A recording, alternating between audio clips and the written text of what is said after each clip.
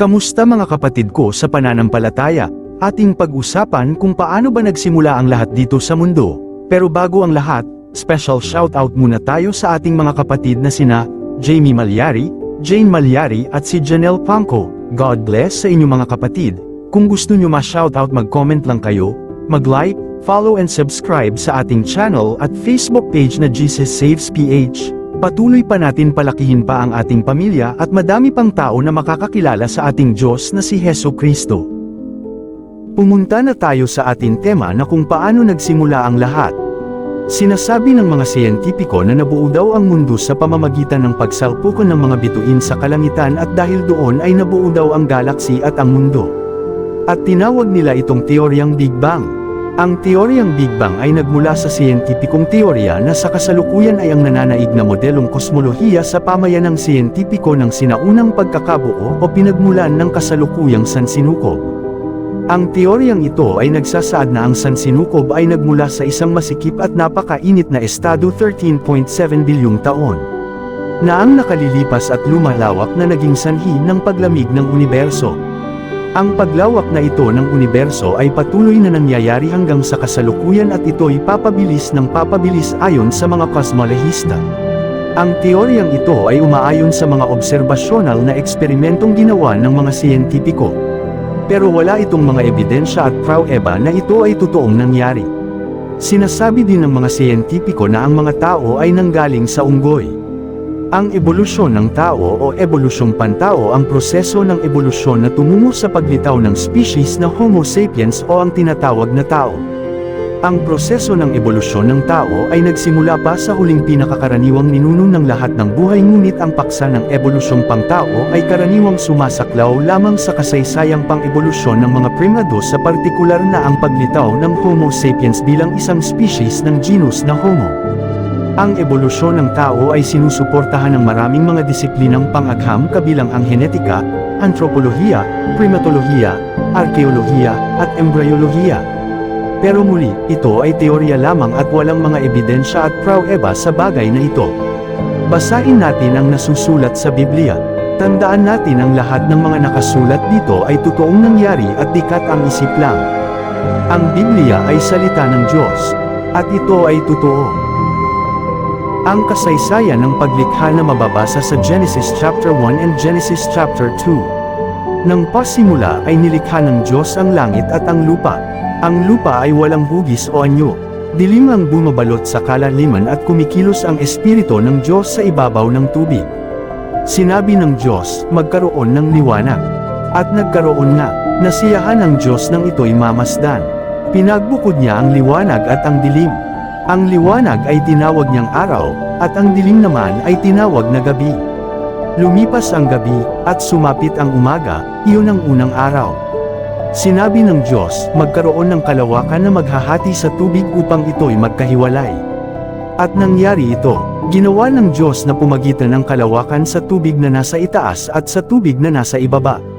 Langit ang itinawag niya sa kalawakan. Lumipas ang gabi, at sumapit ang umaga, iyon ang ikalawang araw. Sinabi ng Diyos, magsama-sama sa isang dako ang tubig sa silong ng langit upang lumitaw ang lupa. At nangyari nga ito. Tinawag niyang lupa ang tuyong bahagi at dagat naman ang nagsama-samang tubig. Nasiyahan siya nang ito'y mamasdan. Pagkatapos, sinabi ng Diyos, magkaroon sa lupa ng lahat ng uri ng tumutubong halamang nagkakabinhi at mga punong namumunga. At nangyari ito, tumubo nga sa lupa ang gayong mga halaman. Nasiyahan siya nang ito'y mamasdan. Lumipas ang gabi, at sumapit ang umaga, iyon ang ikatlong araw. Sinabi ng Diyos, magkaroon ng mga tanglaw sa langit upang mabukod ang araw sa gabi. Ito ang magiging batayan sa bilang ng mga araw, taon at kapistahan. Mula sa langit, ang mga ito'y magbibigay ng liwanag sa daigdig. At gayon nga ang nangyari. Nilikha ng Diyos ang dalawang malalaking tanglaw, ang araw, upang magbigay liwanag sa maghapon, at ang buwan, upang tumanglo kung gabi. Nilikha rin niya ang mga bituin. Inilagay niya sa langit ang mga tanglaw na ito upang magbigay ng liwanag sa daigdig, tumanglo kung araw at gabi, at magbukod sa liwanag at dilim. Nasiyahan ng Diyos nang ito'y kanyang mamasdan. Lumipas ang gabi, at sumapit ang umaga, iyon ang ikaapat na araw. Sinabi ng Diyos, magkaroon sa tubig ng maraming bagay na may buhay, at magkaroon din ng mga ibon sa himpapawid. Nilikha ng Diyos ang mga dambuhala sa dagat, at lahat ng bagay na nabubuhay sa tubig, gayon din ang lahat ng uri ng ibon. Nasiyahan ng Diyos nang ito'y mamasdan. Pinagpala niya ang mga ito at sinabi, magpakarami ang lahat ng bagay na nabubuhay sa tubig at punuin ang karagatan, magpakarami rin ang mga ibon at punuin ang daigdig. Lumipas ang gabi, at sumapit ang umaga, iyon ang ikalimang araw. Sinabi ng Diyos, magkaroon ng lahat ng uri ng hayop sa lupa, maaamo, maiilap, malalaki at maliliit. At gayon nga ang nangyari. Ginawa nga niya ang lahat ng ito, at nasiyahan siya nang ito'y kanyang mamasdan. Pagkatapos, sinabi ng Diyos, ngayon, likhain natin ang tao ayon sa ating larawan, ayon sa ating wangis. Sila ang mamamahala sa mga isda, sa mga ibon sa himpapawid at sa lahat ng hayop, maging maamo o mailap, malaki o maliit. Nilalang nga ng Diyos ang tao ayon sa kanyang larawan. Sila'y kanyang nilalang na isang lalaki at isang babae, at sila'y pinagpala niya. Sinabi niya, magpakarami kayo at punuin ninyo ng inyong mga anak ang buong daigdig, at kayo ang mamahala nito.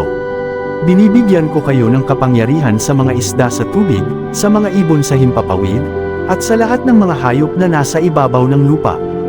Ibinibigay ko rin sa inyo ang lahat ng uri ng halamang nagkakabinhi at mga bungang kahoy bilang pagkain ninyo. Ang lahat ng halamang lantian ay ibinibigay ko naman sa lahat ng hayop sa ibabaw ng lupa at sa lahat ng mga ibon. At ito nga ang nangyari. Pinagmasdan ng Diyos ang lahat niyang ginawa, at lubos siyang nasiyahan. Lumipas ang gabi, at sumapit ang umaga, iyon ang ika-6 na araw. Nilikha nga ng Diyos ang langit at ang lupa at ang lahat ng bagay na naroroon. Tinapos niyang likhain ang lahat ng ito sa loob ng 6 na araw. At siya'y nagpahinga sa ika-7 araw, pinagpala niya ang ika-7 araw at itinuring itong banal, sapagkat sa araw na ito siya nagpahinga matapos likhain ang lahat, ganito ang pagkalikha sa langit at sa lupa. At ganoon nagsimula ang lahat, hindi nangyari ang mga ito na aksidente lamang, nilikha ng Diyos ang lahat, siya ang may likha at tayo ang kanyang nilikha. Huwag maniniwala sa mga teorya o sinasabi ng mga sayentipiko, maniwala tayo kung ano ang sinasabi ng Biblia o ang salita ng Diyos. Tandaan, lamang at ligtas ang may alam sa katotohanan. Like, comment, follow and subscribe sa ating Facebook and YouTube account na Jesus Saves PH.